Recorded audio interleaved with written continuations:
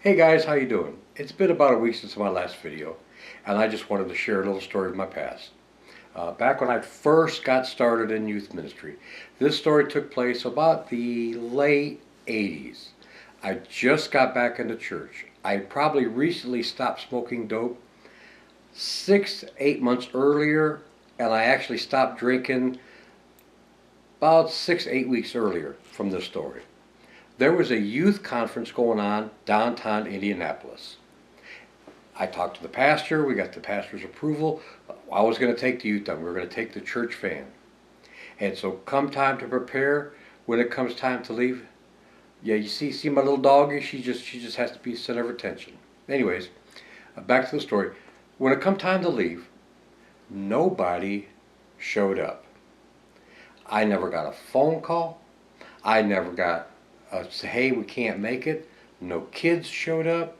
No parents showed up. Nobody showed up. Now keep in mind, I'm a baby Christian. Just recently stopped drinking, like I say, somewhere about 8 weeks earlier. Needless to say, I was a little bummed out. I was depressed. But I was going to go anyways. So I drove downtown Indianapolis. And when I got down there, I don't really know what was going on. I think it was a Oktoberfest. It was downtown Indianapolis. If you know anything about Indianapolis, they have the big Circle Center Mall, or big Circle Center monument. They had all the streets blocked off. The radio stations were there, and there was a lot of beer flowing. I could tell that just simply by driving down. And I tell you, the enemy, the devil, was beating me up. He said, nobody's going to ever take you seriously. And no matter how hard I tried to ignore him, he was constantly there. Now the Bible tells us in John 10:10, Amplified. this is the Amplified Bible, and to kill and to destroy. I come that they may have enjoyment and life, and have it abundantly. No matter what we do, no matter how we go, the thief, the enemy, his only job is to kill, steal, and destroy. Now this is kind of a side note here. So often I hear people say, if God is a God of love, why do bad things happen to good people? They leave something, a very important aspect out. Satan is real. He kills, steals, and destroys.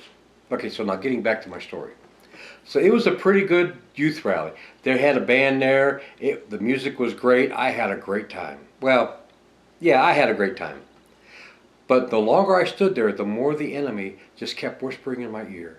Who do you think you are? You're nothing but a druggie. People never going to take you seriously. Keep in mind, I only stopped smoking dope 8 months earlier. Yes, I'm a youth pastor now. I have a past. I used to drink a lot, and I used to smoke a fair amount of dope. Anyways, the enemy's whispering, who do you think you are? Nobody's going to take you seriously. Look at that youth group over there. Look at those kids. They're having a great time. That youth pastor's probably got 20 kids. That one's probably got 40 kids. How many do you have? Folks, I'm telling you, I was ready to quit. I was ready to chuck it all. I knew the Oktoberfest was going on downtown Indianapolis. I was going to go down, and I was really going to tie one on. So when I left that youth conference, I left a little early.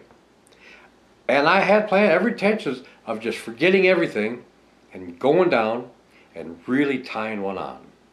Well, I had to use the restroom. No easy way to put it. I had to go to the bathroom. So I walk in. Now this is a convention center, downtown Indianapolis, big convention center. So when you walk up, there's probably 10, 12 urinals. I was the only one in there. So I stood at the urinal, and I looked down and I seen this little bitty piece of paper folded up. I figured, I'm kind of curious. I just opened it up. I want to see what it said. I opened it up, and that note changed my life. That note literally said, John, your smile warms my heart. I got a personal handwritten note from the Holy Spirit for God. I went from my lowest of lows. You can't believe how low I was. And I was flying up high on cloud 9. Now Deuteronomy 31 verse 8 reads, technology is great, but you got to be on top of it. All right. Deuteronomy 31 verse 8. The Lord himself goes before you and will be with you. He will never leave you nor forsake you.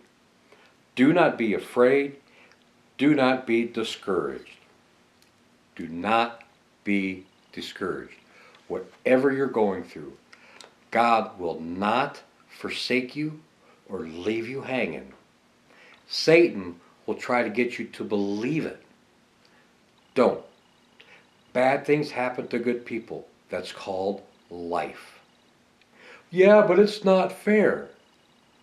Fair is a place you go to ride and eat cotton candy. It has got nothing to do with life. Bad things happen to good people because Satan is for real. Now, if this message has touched you, go ahead, hit the like button.